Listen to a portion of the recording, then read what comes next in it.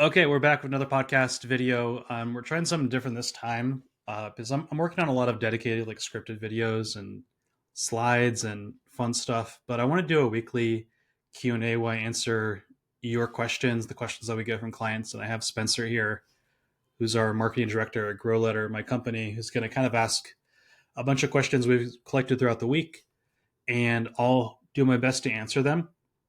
And if you want your question answered by me, um, post it in the YouTube comments below, or if you're listening on a podcast player, there'll be a link to our YouTube channel where you can go and leave a comment, and we'll try and answer it next week.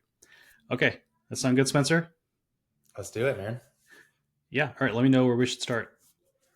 All right, first one. Honestly, a little selfish here. How do you specifically draft your own newsletter each week? What's kind of your idea generation process for a newsletter operator?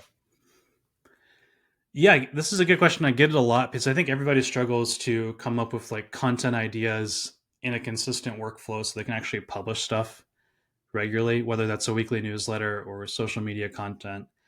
And I'm really not the most organized person, but I've managed to do a newsletter for 140 plus weeks in a row and grow it to 50,000 subscribers. So I'll just tell you what I do, and you can kind of build on top of that. So I publish my newsletter on Saturday, and basically Monday through Thursday, I just want to come up with the topic. So I'll think about the conversations I had, the questions I got, what's on my mind personally, and just write down basically 5 to 10 topic or headline ideas for what I want to talk about. And then once I have one to two of those I like, I'll just briefly outline what the structure of it. So I want to cover X, Y, and Z. Usually that's a bulleted list of 3 to 5 things that I want to cover in that post. And then on Friday morning, which is when I have time to do it, I'll sit down and I'll write that. And just having like the topic and the structure before you start writing goes a really long way, because oftentimes when I don't have that, I will spend like half an hour just figuring out what do I actually want to write about on Friday. And then like 1 hour of my writing time is gone. And that always puts me in a bad position. So figure out the topic at least the day before you write. So I'll write my entire rough draft. I try not to edit it much. I'll transcribe a lot with what's the tool that I just started using? Whisperflow, like the AI transcription tool. It's good for me because I'm dyslexic. I'm not a good typist, and I have a lot of typos. Um, and at that point, I'll pause and I'll move on to the other section of my newsletter, which is curated links. I like to curate useful links and resources and blog posts and videos and news that I found that week. We have a process for that I can talk about in a minute, but I do the curation for that. And after I've kind of added my draft and I've done my curation, I take a break, or even I'll stop for the entire day, and then I'll come back Saturday morning when I'm going to publish it, and I'll edit that draft. I'll touch it up, make it ready to go, read it out loud, and then I'll publish it on that Saturday morning. Should we talk about the curation process? Yeah, I was going to say, kind of follow up. Yeah, how do you curate your links each week? Yeah, a lot of people have these kind of like linked up sections where it's like different news or topics or whatever it might be. Like maybe we'll put a visual on the screen. We should do that so people can see what ours looks like. And we have a virtual assistant, Nicole, who has a list of basically 10 to 15 sources that I've curated that I think are good, that I often pull from. So things like newsletters, websites, blogs, even social media accounts that like consistently publish relevant stuff for our audience. And she'll take all the stuff that they published and just put it into a spreadsheet for that week. And so maybe we'll have like 20 things to look through. And then at least historically, I've gone through those 20, 30 things that she curates, and I'll pick out the best 10, for example, and then I'll add them. I'm also, of course, bookmarking things throughout the week. I'm, saving what I consume, and Nicole might not see that stuff, and I'll add that stuff too, kind of on my own time, or I'll add that to the spreadsheet so I can access it later. And that's how we add it. And it's pretty efficient, but still, that takes probably about maybe an hour of Nicole's time and maybe a half an hour of mine. And I think it's worth it, but you don't have to have one of those sections to have a good newsletter. But that's what our process is. And I got to believe saving links throughout the week saves you enormous time, just while you're naturally, organically kind of receiving content. And read them too. We almost always, there's a couple exceptions where I know it's like a really good source. But we read the content and consume it before we link to it, of course. Like that's the important part. And if that means you're only going to have, two or three curations you share that week, that's fine. It's more about quality over quantity. Awesome. All right, next question. What growth tactics worked 2 years ago that are kind of completely dead right now? And then conversely, what's working right now that really wasn't possible maybe a year ago? Good question. The first one is easy. I think there's a lot. I think recommendations, newsletter recommendations. Um, people who know, but like it's like after you sign up for a newsletter, tools like Substack or Sparkloop or Beehiiv will recommend 3 to 5 other newsletters. Sometimes they're automatically recommended. Sometimes like people hand select the newsletters to recommend. And so, recommending other newsletters after someone subscribes to yours is usually a bad idea because you kind of diversify their attention in a bad way. But also, if you're growing exclusively or a lot from recommendations, the subscriber intent and quality is just so low, it almost never has a financial ROI. I actually think it can hurt you more than it can help you because these people just see like a logo and they see like one sentence about what your newsletter is, and they basically toggle a button on or just click one button to sign up automatically, and they have no idea what they're signing up for. And after all the clients that we've talked to and doing this ourselves, I've never seen a subscriber from a recommendation turn into a customer. And like we've gotten tens of thousands of subscribers from recommendations. Our clients have gotten hundreds of thousands. I've never seen them convert to actually buy something. If they're not buying something, they're also not going to help you much with your advertising or sponsorship revenue either, because they're probably not buying your sponsors' products too. And oftentimes, those subscribers that are recommended to you can have very low open rate, click through rate, and they can give you a lot of spam complaints, which will hurt your deliverability and inbox placement with your entire newsletter audience, who may be, really great, really high quality. And so, I wish there was a feature to actually turn these off. That's actually one of the challenges right now. Is like people will recommend you, and you don't want these people on your list, which is crazy to think about. But like, not every email address is created equally. And I always say like an audience is people who know, like, and trust you. And if someone just see one sentence about what you do or accidentally subscribe through a recommendation, they don't know you, they don't like you, they don't trust you, and they're not going to be valuable to you. So don't do recommendations. That was a long answer. The second part was what's working right now that people don't really know about, right? What's working right now that even wasn't even possible a year ago or is just maybe under the radar? Yeah, I actually don't know if I have a good answer there for this because the timeless stuff that people kind of forget about works super well. So like lead magnets, most people who are trying to grow their email list or newsletter actually don't have a lead magnet. They don't have a way to incentivize someone to give you their contact information. And just by creating a couple super short 1 to 3 page lead magnets or making a little spreadsheet or a tool or a template, that can drastically change your list growth. So I love lead magnets. I love the comment to get strategy if you're trying to grow on social media. So like you can do this on LinkedIn, you can do it on Instagram, anywhere you can send a DM to people, any social platform where you can DM your followers or connections. You can just do a post or a video about your lead magnet, or even just do a post that's educational, and then you tell people about the lead magnet at the end, and you just say, hey, if you want this thing, comment this word, comment yes, and I'll DM it to you. And then you just DM them a link to your landing page where they have to enter their email address to access the lead magnet for free. And that crushes it. It increases your views on this post. You get a ton of followers, connections, and email subscribers. That's been working for a couple of years, but it's still super underutilized. Um, so I would do that. And I'll pause there. There's more we can talk about, but I think that's a good answer. Love it. All right, what's your hot take on local newsletters? Is it a major opportunity or kind of a mediocre return? You should jump in. Yeah, I have a hot take on that. I think it's kind of a trending thing, which I love, and I love that people are trying to serve their local communities. My take on it is if you don't truly love you should do it for your local community. That's number one. Like if you're in, New York writing for Greensboro, North Carolina, like it's not going to work because you need the inside or knowledge. You need to live there to really write for it and build a super engaged audience. So write for your local community. But if you don't truly love and enjoy like going out all the time, looking at new restaurants, following the local news, talking to the community, like if you don't love where you live and want to learn more about it and help people learn more about it, you're not going to like a local newsletter. Um, Maybe that's obvious, but I think it's super important. Is like that's going to be your life, and you're going to get into the nuances of politics and restaurants and events in your city every single day. The other thing about it is that they're relatively easy to create the content for, especially if you're focused on events, food. Oftentimes, people usually focus on like things to do. Relatively easy to create content for. Also, relatively easy to grow because it's very relevant to the people that you want to read it. You can get Facebook. You can use Facebook ads to get subscribers for less than $1. You can grow on Instagram, on Facebook. People will share the newsletter with their friends. So you can get a lot of subscribers quickly. But monetization is the really hard part. It's the hard part in every business, but especially local, because just because you have a newsletter with 10,000, 20,000 people that covers things to do in your city, well, one, what do you sell? If you want to create a product or a service to sell that audience, like what do you actually sell them? You can't really charge for things to do in your city.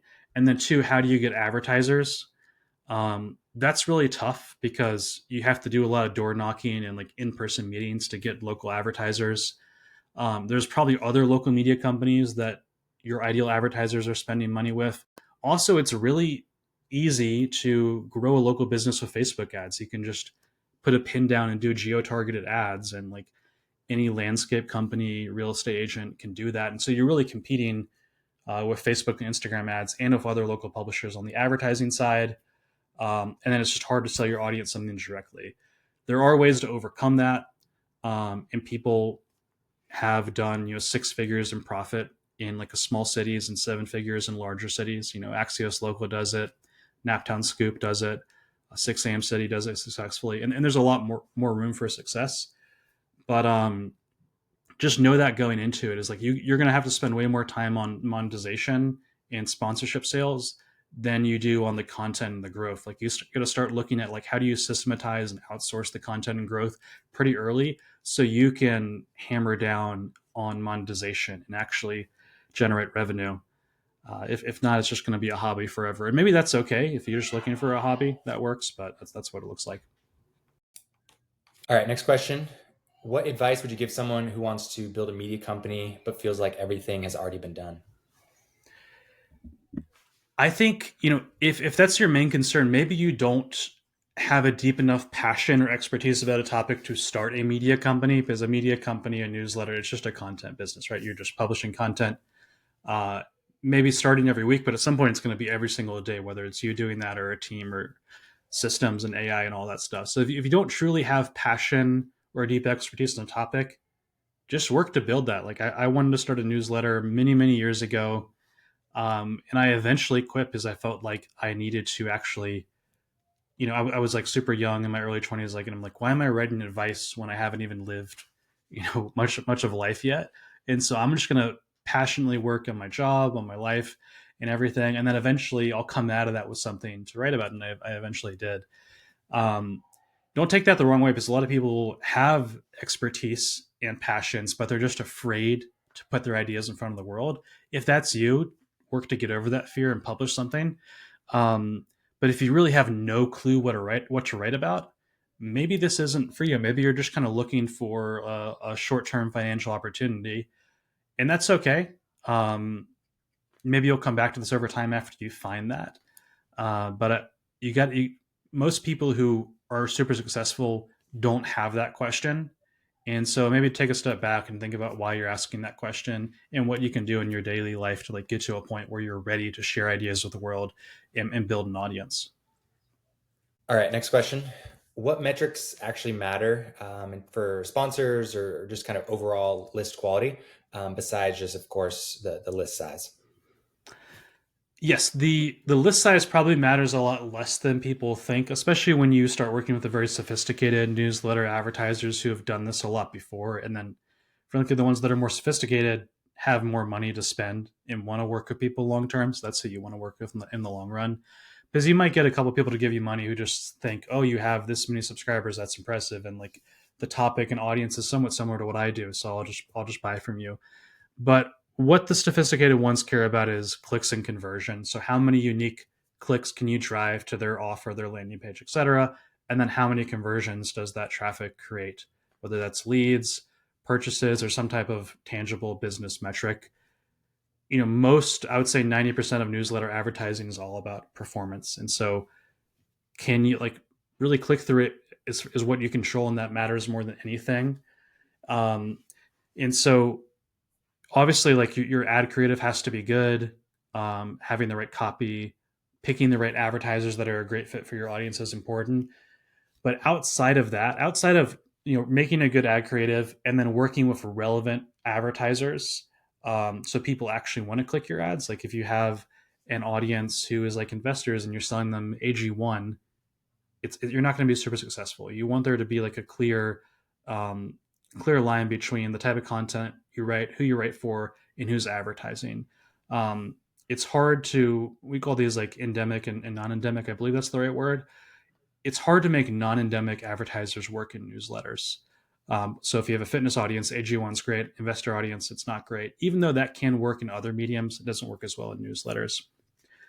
So find the super relevant advertisers, make great ad copy and creative so you have a high click through rate. Work with those advertisers to improve their landing pages so they get more leads and sales from the traffic that you actually send them. And more importantly, work to get really valuable people on your list. The advertisers, usually the best ones, are selling really high ticket products and services, software, uh, enterprise stuff, services, and they care more about the 100 people on your email list who are the perfect fit for their high ticket product versus the 10,000 people who aren't a good fit and who aren't really engaged either. So usually what matters is getting the right high value influential people on your email list and not having a bunch of crap subscribers and trying to like trick advertisers into buying from you, because maybe you can do that once but you won't do it again. And to build a big advertising business, it's all about having repeat business. Like, in fact, if you don't have repeat business, you won't have a successful advertising business. You'll fizzle out.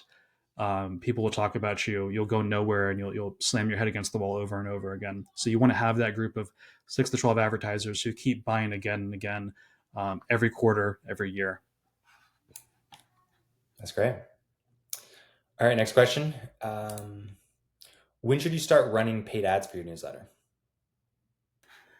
Well, you don't have to. I mean, there's so many different ways to grow, and so you don't have to ever. But at the same time, it's a great strategy. It's helped tens of thousands of businesses grow. I mean, there's probably no more reliable way to grow than paid advertising. It's worth making it a work over time. Um, but it doesn't really like a lot of people think, oh, I need to get to 1,000 subscribers or 10,000 or whatever before I run paid ads to grow. But the your audience size doesn't matter. Um, what really matters is one, engagement. Do the people that you got for free organically, do they actually read the newsletter? And so your newsletter, your emails that you send there, think of them as a product. And if the product isn't good, you shouldn't spend more money to try and get people to use the product that isn't working. So just fix the product first. Work to get to, if you have a list of less than 10,000 people, work to get to a 50% plus open rate, a 5 to 10% plus click through rate, work to get positive reader feedback on a regular basis, and just master the product of your emails. And the second thing is just as important as you need to have a way to monetize your audience, because if you're spending on advertising, there needs to be a predictable, reliable way to get that money back, to get a return on ad spend, or ROAS, as like all of us marketers call it. And so, are you selling a product to your audience? Do you know your conversion rate from like a free email subscriber to a customer? Are you selling sponsorships and advertising? Do you know how much you make every month? Are you booked out of ad spots for 30 to 60 days? And can you reinvest a portion of that advertising revenue into growth? If you don't know either of those things, or you're not doing either of those things, you really need to wait on paid advertising, because like we talked about before, media newsletters, they're content businesses. To grow, you just need to publish more better content in a place where people can discover it, which is usually social media or video platforms like YouTube and TikTok. Some people call YouTube and TikTok social media. They're kind of separate, but you get the idea. Discovery platforms where people can see it. And one common piece of advice we've been giving to a lot of clients is actually publish less newsletters, or publish a shorter, smaller newsletter, and spend more time creating content for discovery platforms so you can get more people onto your email list and in your ecosystem over time. Awesome. All right, I got a question from a client here. Just launched a premium offer, or premium newsletter essentially, as an upsell. How do you think about kind of selling that product on the thank you page, welcome email, house ads, uh, automated flow down the line? How do you begin to think about kind of selling that product? For most people, I forget which client this is, but for most people, it's the wrong question to ask. Is like, how do I sell it? What matters more is like, is the product valuable, and you communicate that value to your prospects, and then you can fill in the blank on, okay, do I add it to my thank you page? Do I add it to my welcome email? Do I have a welcome email sequence about it? Do I have house ads, which just means like if you have a newsletter and you don't have a third party advertiser, you just put an ad or a promotion for one of your products or services in there. Um, so the more important question is like, is it valuable? How do I show that it's valuable? How do I prove that it's valuable? How do I show that this product actually solves a problem for my audience? And yeah, I'll answer. It's like every place where you can promote it, you should promote it, especially a kind of subscription product where like it's always on, you're always selling it 24/7. Um, and you should probably think of all the places where you could promote it, and then try and think of more, because that's probably not enough. So yes, after someone subscribes, you promote it on your thank you page. If I had like a lower ticket paid newsletter, I would make 90% of my thank you page about buying that product. Promote it in your welcome email. Welcome emails are usually more about deliverability and asking people to do things like move to the primary inbox, click, reply. So promote it a little bit there, not too much. Welcome sequence, so a series of emails after someone signs up. I would have 6 to 12 emails all about the paid newsletter, and it wouldn't be like buy or discount discount discount. I would be like telling stories about what I covered. I would be talking about the problems that it solves. I would be sharing case studies, sharing testimonials. Every email has to have a different topic, and like they need to be interesting and not just salesy. So yeah, it's like 80% benefit story problem solution, 20% call to action. Then we have like every time you send a newsletter, it should be mentioned somewhere in there. What else do we miss, Spencer? Other places that people can promote this stuff. I think just in automated flows. I think nailing the subscriber flow. So we just kind of worked on another client with this. Is like, how much do you sell up front versus how much do you sell within that 7 to 14 day kind of trust period? Um, and also analyzing where buyers are coming from. So it's like 80% of the buyers are coming from that. This is kind of a learning we recently had of 80% of the buyers were coming from the thank you page, and we sold them way too hard for the next 7 days. And so we lost a little bit of trust in terms of kind of engaging that audience. So Yep. being sure you don't lose trust in the process of selling. Yeah, and that's why these automated these drip sequences or automated welcome emails, they need to be more of a narrative and less just like a pitch. You can do a pitch when you have like a Black Friday sale. It's just like pure pitch, but it has to be a narrative where like you educate and then have a call to action afterwards, kind of like you would in a weekly newsletter or a daily newsletter. But you're doing that over a sequence of 6 emails over 14 days, for example. Um, and a lot of people just like maybe they set up a welcome sequence of like 5 emails, 6 emails, and like they're okay, and then just never touch it again. Most people just need to take these little things way more seriously. So yeah, like this stuff, but like just do the thank you page better. Get up to 12 emails and spend as much time crafting those as you do your weekly newsletter. Those are super important. Most people just kind of set them and forget them. Um, Same thing with your house ads. Like, how do you make them better? And then probably the biggest like hack to sell paid newsletters or subscriptions is just dedicated marketing emails that tease the content that's going to be published soon. Sometimes we call this a pre-call to action. So, for example, let's say, and we did this when I worked at the Hustle. We had a subscription product called Trends that did about $15 million per year in annual recurring revenue. And the most effective method was always we were about to publish like a cool new guide or a report or something new was happening for the paid trend subscribers, and we would just send marketing emails teasing what they're gonna get if they actually join the paid product in the next week. So like, here's the new report, and we have 5 bullet points on what's inside. That always works. And another thing in the communities is just telling people about the other people that joined. So it's like, hey, did you have this like prestigious investor entrepreneur join that a lot of people know, um, just tell them about who just joined the community, and then ask them to do it too. So all that to say, just do more teasers, and that should be happening every single week. I mean, we did 2 or 3 teasers every single week for years, and that's how we eventually got to 50 million of annual recurring revenue for what is essentially a paid newsletter. I think so many people are just focused on like setting it up and set it and forget it, like you mentioned, but like it's really just finding the 80/20 of like where are people actually purchasing and doubling down on that. If it's a thank you page, make it excellent and make it even better. If it's a sales sequence, like make it even better. If it's the teases right before an article comes out, double down on that and make it really good. Um, and Absolutely. people kind of forget to look at the actual data of where people are coming in from. Yeah. And if you've never sold anything to your audience before, you shouldn't do a paid newsletter or a recurring product. We won't have time to talk about that now, but I think we'll have a dedicated video about that.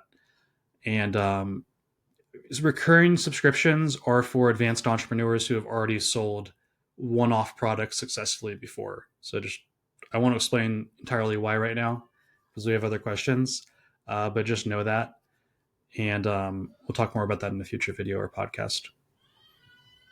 All right. What's kind of your hiring framework for content generation or just even your own workflow? When you kind of hire that first help in any fashion, whether it's video or writing, what does that look like for yourself or your company? Yeah, it's just the buy back your time framework, and so I think people kind of overthink this because they're like, oh, I have a media company, I need like all these people to do content and create content, but you shouldn't really outsource your company's core competency, especially at first. Um, in most new media companies are basically like creator businesses initially, where you as the creator or founder are making all the content, and you should. You should focus on buying back your time from other areas. So it might actually be better to hire in areas that are not content, so that you have more time to commit to content. So hiring a VA for administrative tasks, hiring a salesperson so you're not on sales calls. Um, the list goes on. I mean, people can make a list of all the things that they do on a weekly basis and then think about how they can outsource that stuff so they can spend more time on the content stuff. Maybe hiring an editor so you're not proofreading your newsletter. Maybe AI can do that better. So maybe you shouldn't hire an editor. I don't know, like a designer, so you can just focus on the copy and the content, not trying to tweak the page to make it look perfectly the way that you want it to. And so I guess my advice would be buy back your time in all the other areas that are not content, because content gives you incredible leverage. I mean, you can spend an hour on one piece of content and it could reach millions of people. Um, you can't do the same for replying to emails. So outsource that stuff first and think about the content last. Awesome. All right. In terms of like revenue generation around kind of list size or different styles of businesses, like what's kind of remotely possible at like 5,000 subs, 25,000, 100,000, just to kind of encourage people of like what's possible even with a pretty small list. I think everybody wants a concrete answer to this question, but the reality is there's so many outliers. And then most people don't make much money because they don't do much and they don't know much. And so probably the average person is very low at all those levels. But the above average or exceptional person, there's people like our business was at 7 figures in annual recurring revenue when we had about 8,000 people on our email list. I marketed my first product to a list of about 5,000. Actually, it was a little under 5,000 people, and we did $100,000 in revenue for the very first product that I ever sold to our audience. Um, I've seen people with like an email list of 500 to 2,000, and they're selling a higher ticket product, and they're making $10,000 to $30,000 a month. So there are no real benchmarks. There are no limitations, and I don't know if it's the right thing to focus on. But to give people a more concrete answer, I would say I think if you have there's the concept of 1,000 true fans. So if you have 1,000 true fans that really know, like, trust you, want to work with you, want to financially interact with you, um, you can definitely do 6 figures in annual profits, and potentially even 7 figures in revenue with just 1,000 true fans. But like to get there, that doesn't mean you have 1,000 people on your email list. You probably have closer to 5 to 10,000 people on your email list. And so, yeah, I think with 5 to 10,000 people on your email list, you should have a six-figure business. I think with um, 20 to 30,000 people on your email list, you should have a seven-figure business. But your results will vary a ton depending on how you monetize, what you're selling, who your audience is. There's so many exceptions. I serve more niche audiences and I sell more higher ticket stuff, and so that's kind of what I'm talking about here. Yep. Awesome. All right. Next question. What's your kind of viewpoint? You kind of already mentioned this earlier, but between Beehiiv Boost and Sparkloop and Coreg, should you still use them at all in terms of revenue generation? Oh, for revenue generation. Okay, this is two different. Because using them to get people onto your email list to grow is one question, and so Correct. that for that I would say no. Yeah, we'll answer both. So to get subscribers, like buy subscribers from Beehive Boost or Sparklet for $1, $2, $3, whatever, I would say no. Sorry for the background noise. We'll try and fix that for the next video. To monetize, I think if you are just starting out and you're bootstrapping this and you're doing this as a side hustle, I mean, take every bit of revenue you can that's like ethical and follows the law, right? So if you can set that up in 15 minutes and make 50 cents per subscriber that you wouldn't have otherwise had, I think it's totally fine to start with. I think when you get to the point where you're making six figures per year in revenue and profit and you have other ways to monetize, it may be a good idea to turn that off because you can just focus those subscribers on your newsletter, your content, but nothing wrong with using that when you're starting. I would actually encourage that. I think you want to be profitable as soon as possible, even if profitable means you spend $100 a month on your business and you make $150 a month. That's good. Like aim for that. You're running a business that should be profitable as soon as humanly possible. Thanks for listening. If you want more of this, put your question down below and join our newsletter for more in-depth coverage of this stuff, because that's where our best content is in the newsletter. So there's a link to subscribe right below this video or podcast. And that's it. Thanks, Spencer. Thanks, guys. See ya.